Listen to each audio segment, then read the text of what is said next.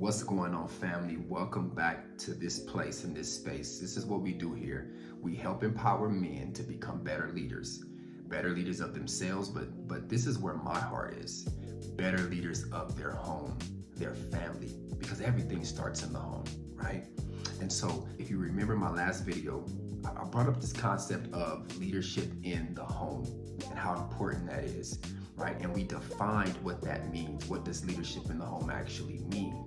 And so we defined it as the man's biblical responsibility to serve, empower, nurture, and to guide his family toward the kind of life that God desires for that man's family.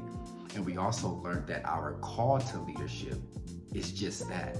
It's a call. We have been called and commanded to lead our families and our homes by God. So it's not just a role that we assume, it's not a role that we play, but it's an actual responsibility that we have. It's a responsibility, and it's our job to steward that responsibility well. And so what I want to do is I want to finish up this conversation with this realization that just because as men, yes, as a leader, we have been called to that. Yes, as men, we're called to be a leader. We're called to that responsibility. But just because we've been called to it doesn't mean that we're actually fit for it. What do I mean by that? Meaning that just because you have the call to lead your home, just because you may be leading your home, it doesn't mean that you're actually safe enough for your family to actually follow you. And so I want you to think about this question, right? I want you to think about this. What does a safe leader look like to you? Like what makes you fit as a leader to be followed by your family? I really want you to think about that. And so when we talk about being this kind of leader that's fit to be followed, who is safe enough for our family to actually submit to, I need us to never make the mistake as men to think this, that just because you are experiencing a level of compliance and submission from your wife and from your children, it doesn't mean that they actually see you as a safe enough leader, like whose leadership is like safe for them to get under. Because watch this, because sometimes the presence of their submission to you is simply a result of their love for you, not their confidence in you.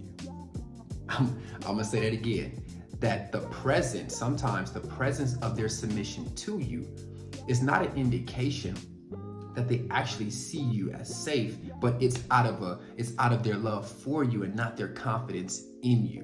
And I think this can be a huge and unique problem for us men, because we as men tend to kind of gauge the quality of our safeness, of our leadership, based on the peace and the quiet that we have in the home and the lack or the absence of resistance from our spouses. And as a leader, as a man who wants to be a great leader in the home, we have to become aware of this, that there is a possibility that a person can actually want more from us, but also realizing that that thing that they want from us, they may never get it. So they'll sit back and say, well, I'll just deal with what he does give me.